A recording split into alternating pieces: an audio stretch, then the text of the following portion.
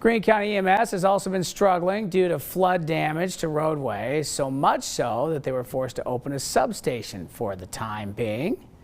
We return now to Greene County, where Ansley Daniel is standing by live as she continues to catch us up to speed on how the recovery effort is going in Greene County, and very important work being done with that county substation, right, Ansley?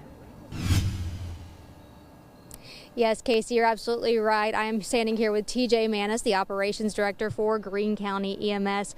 TJ, thanks so much for joining us today. You're welcome. Well, first off, I know that you had to create a substation. Tell me a little bit about where that substation is and what's being offered there. We did have to relocate an ambulance and crew. It's currently at the intersection of the Jones Bridge Road and the 107 cutoff and Greystone Road. Just a critical juncture in the south part of the county that allows us to go all four directions. And about how long do you anticipate that to be open?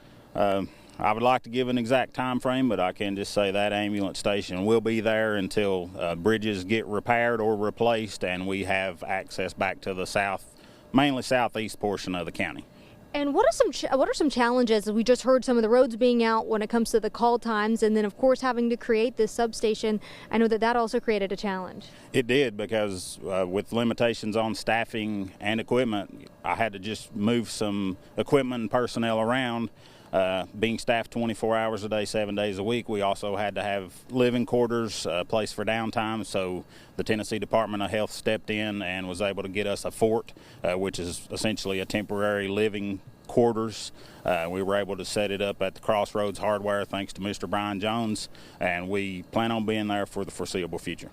And what do you want folks to know about call times and what your office is currently doing? Response times could be somewhat extended. That ambulance is stationed there 24/7, but unfortunately if it catches a call, the next closest ambulance is going to have to come from the city, just because of the closest access across the Nolichucky being Jones Bridge Road. Only a couple of places to cross the river, so early morning, late afternoon during those rush hour periods with the increase in traffic, there could be a slight delay in response times, but we've reached out to Washington County, who has some rescue units up in the south central area, and they're willing to come down and help at least get somebody to the scene quickly. All right. Well, Mr. Manis, thank you so much for taking time out of your afternoon to chat with us. And of course, this storm still having a major impact a month later. Coming up in just a little bit, though, we're going to talk about the economic impact of this storm and what folks can do to help the small businesses here in Greene County. But for now, Casey, I'll go ahead and send things back to you in the studio.